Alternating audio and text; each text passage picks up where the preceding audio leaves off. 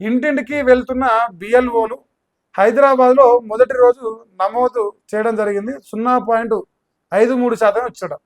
రాష్ట్ర వ్యాప్తంగా మొదలైన వివరాల పరిశీలన, సర్ ఫారాలు తెలుగులో ఎందుకు ముద్రించలేదని చెప్పేసి హైకోర్టు వివరణ అడిగిందట మరి ఎన్నికల సంఘాన్ని. సో ఎస్ఐఆర్ పేరుతోని తెలంగాణ రాష్ట్ర వ్యాప్తంగా మీ ఓటు ఎక్కడున్నది, మీకు ఎన్ని ఓట్లు ఉన్నాయి, దొంగ ఓట్లు ఉన్నాయా, మంచి ఓట్లు ఉన్నాయా, మీ 10th మెమోలో ఏం పేరు ఉన్నది, మీ ఇంటర్ మెమోలో ఏం పేరు ఉన్నది, లేదు మీ ఆధార్ కార్డులో గవర్నమెంట్ ఐడి కార్డులో ఏం పేర్లు ఉన్నాయి, ఇవన్నీ టాలీ చేస్తున్నట్టు నేను. సో దాని ప్రకారంగా మీ ఓటు ఉంచాలనా తొలగించాలనా అనేది నిర్ణయించబడుతుంది. సో దయచేసి ప్రతి ఒక్కరు ఈ ఎస్ఐఆర్లో ఖచ్చితంగా పాల్గొనే ప్రయత్నం చేయాలి.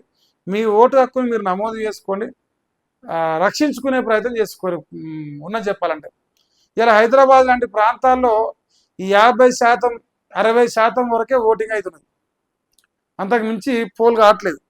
మరి ఆ మిగిలిన 40% మంది అలా ఓట్లు పోయే అవకాశం ఉన్నది. అసలు ఓట్లు ఉండి వేయట్లేరా, లేకపోతే వాళ్ళనే దొంగ ఓట్లా ఏందన్నది తెలియదు. కానీ హైదరాబాద్ పార్లమెంటు పరిధిలో 6 నుంచి 7 లక్షల దొంగ ఓట్లని కాంగ్రెస్లో ఉన్న కంటెస్టెడ్ ఎమ్మెల్యే నాంపల్లి నుంచి నిలబడ్డాన ఫిరోజ్ ఖాన్ 100 సార్లు చెప్పిండు. సో అట్లాంటి దొంగ ఓటు తొలగించడానికి ఇలా ఎస్ఐఆర్ చాలా పకడ్బందీగా ఈ వివరాలు తీసుకోబోతున్నది. సో అప్రమత్తంగా ఉండి వీలైనంత వరకు మీ ఓటుని, మీ దగ్గర ఉన్న ఆధారాలు, మీరే ఓటరు, మీ సంబంధించిన ఆధారాలు పూర్తిగా ఇచ్చే ప్రయత్నం చేయండి. సపోజ్ కొందరి పేర్లు మారినాయి. ఇప్పుడు మా చింతపండు నవీన్ ఉన్నాడు, ఆయన తీర్మానం మార్చుకున్నాడు. మా చింతపండు ఆయన స్కూల్లో 10th మెమోలో చింతపండు నవీన్ అనే ఉంటుంది. సో అట్లాంటి వాళ్ళకు కూడా ఓట్లు హోల్డ్లో పెట్టే అవకాశం ఉంది. సో చాలా జాగ్రత్తగా ఉండి ఎవరైనా మీకు ఏమైనా సమస్యలు ఉంటే సంబంధిత అధికారులను సంప్రదించే ప్రయత్నం చేయండి. వేరే వాళ్ళు రాసిరానే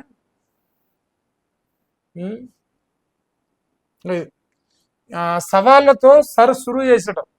తొలి రోజు మందకొడిగా ఎన్యూమరేషన్ ఫారాలు పంపిణీ చేశాం. హైదరాబాద్లో అన్ని నియోజకవర్గాలకు అందని ఫారాలు, బిఎల్ఓలకు అందని ఓటర్ జాబితా, ఫ్రీ మ్యాపింగ్ వివరాలు, కొత్త జిల్లాలు నియోజకవర్గాల విషయంలో గందరగోళం జరుగుతున్నది. హైదరాబాద్లో తొలి రోజు విధులకు రాని 30% బిఎల్ఓలు అసలు డ్యూటీకే రాలేట. నిన్ననే మొదలైంది. సర్పై రెచ్చగొట్టే ప్రకటన సరికాదని కేంద్ర మంత్రి కిషన్ రెడ్డి చెప్తుంది.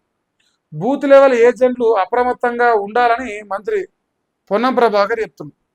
అయితే రాజకీయ పార్టీలు కూడా బిఎల్ఏలను నియమించుకోవచ్చట. వాళ్ళ పార్టీలో ఉన్న కార్యకర్తలను వాళ్ళకు సంబంధించిన ఓట్లు పోకుండా, లేదా వాళ్ళ అనుకూలంగా ఉన్న ఓట్లు తొలగించకుండా పార్టీలకు సంబంధించిన వాళ్ళు కూడా బిఎల్ఏలను నియమించుకోవచ్చట.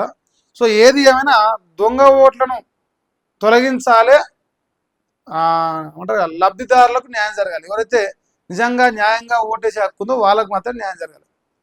ఈ దొంగ ఓట్లను తొలగించే ప్రాసెస్లో అమాయకుని ఓటు తొలగించవద్దు. ఎందుకంటే చాలామంది పేర్లు మారుస్తూ ఉంటారు. ఇప్పుడు ఇంటి పేరు కొందరు ముందర పెడతారు, కొందరు వెనక పెడతారు. స్కూల్లోనేమో ముందర పెడతారు. జనరల్గా మనం చదువుకునేటప్పుడు, ఇంకోటి ఉద్యోగాలు చేసినప్పుడు ఇంటి పేరు వెనక పెడతాం. సో అట్లా పెట్టినా కూడా ప్రమాదమే ఏర్పడుతున్నది.